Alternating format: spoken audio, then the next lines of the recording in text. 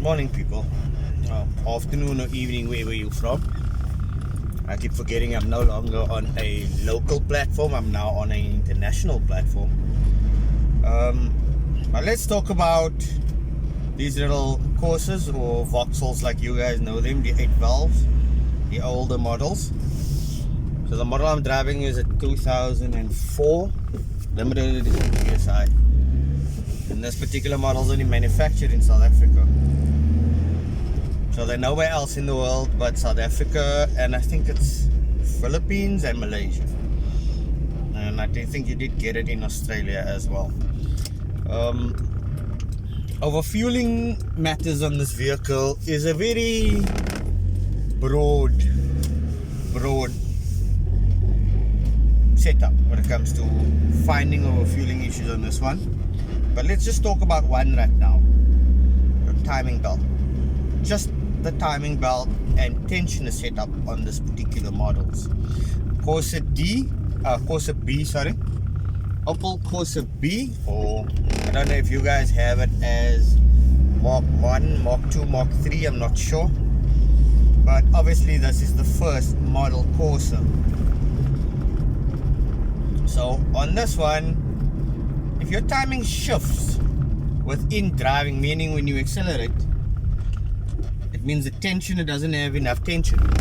Especially this particular tension that these models came out with. They came out with a spring-loaded, very light tensioner. But the one from the dealers, you guys call it dealers, we call them agents. So they're the people that sell these particular models. So the tensioner they used to sell back in the day when these vehicles were manufactured were quite stiff.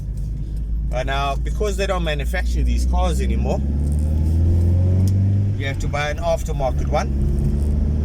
And the aftermarket one it's not the same like the dealer's one. There's also a lot of parts for this particular models that you don't find anymore. So if you do find them, it's going to be quite expensive, and they cost quite a penny. But let's discuss the timing adjusting. It's not adjusting, but it moves as you are accelerating or as you are driving, which is noticeable. Pull away, low power, once you hit 4,000 RPM, second stage kicks in, and you can notice that you have power, a lot of power, which tells you, even though when you check the timing, it's perfect, in line. But the moment you rev up the vehicle, the tensioner moves. It's the same like you watching a rubber tire spinning at fast RPM. It expands with speed. We're talking about the same structure here when it comes to your tensioner. It does the same thing. The more it comes under load, the more it opens up, meaning it moves your timing, which is not supposed to happen. So the timing's not supposed to shift, period. It's supposed to have a little bit of play.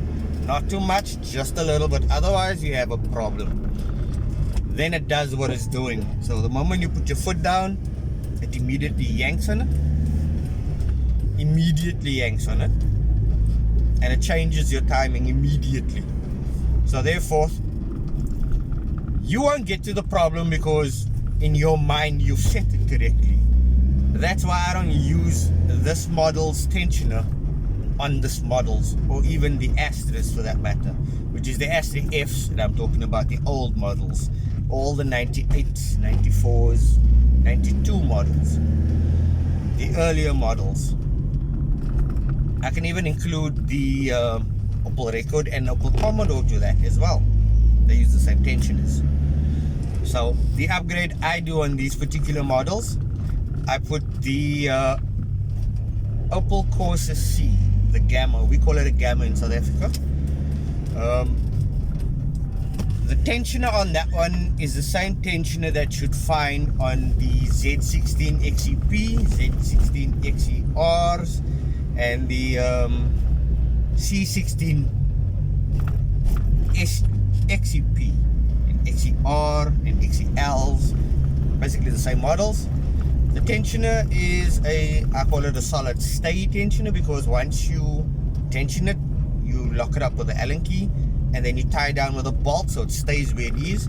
It also has a heavy duty spring behind it, so that heavy duty spring is just enough to hold that exact timing correctly where it's supposed to be. So there's where the timing issues come in. So that is what we were talking about, shifting of timing. With that tensioner, it will not shift. It will stay where it is. And yes, you can set some of these spring-loaded ones where you remove the washer off the 13mm bolt, and when you tie it down, it actually locks in that position. Now, the tensioner I had on here did that. The new one has a plastic bush just behind the little platelet that the bolt ties onto. So once you bolt it down, because it's greased, it still moves. Even though it's locked up, but it still moves. So yeah, you will notice carbon buildup out the exhaust. You will notice carbon buildup on your spark plugs, and you will definitely notice it on your exhaust valves. So that is why it's very important to do everything correctly. Don't cheap out on the vehicle, because it's not saving you long term. You'll actually be using more fuel, you'll lack on power, and as you progress to not drive far, you're just doing the neighborhood shop runs and things like that, the carbon buildup gets worse and worse and worse, and then it will start affecting your, not just your idling, but your initial output of power of the vehicle. So you're gonna notice it when it comes to a lot of things. And you guys gotta know, once a vehicle overfuels, that's a problem, because the fuel that's not burnt ends up going past your rings and ends up in your oil, and that's how you hit bearing knocks, and that is how you destroy an oil pump prematurely. So I hope this video was helpful, and I hope this video is informative for some people. But when it comes to the overfueling issues, we are going to have quite a few videos about that, because there is quite a few videos about that. That black one that went past is also a limited edition GSI, is my neighbor. But I hope this helps you guys. But this is one of many videos when it comes to the overfueling.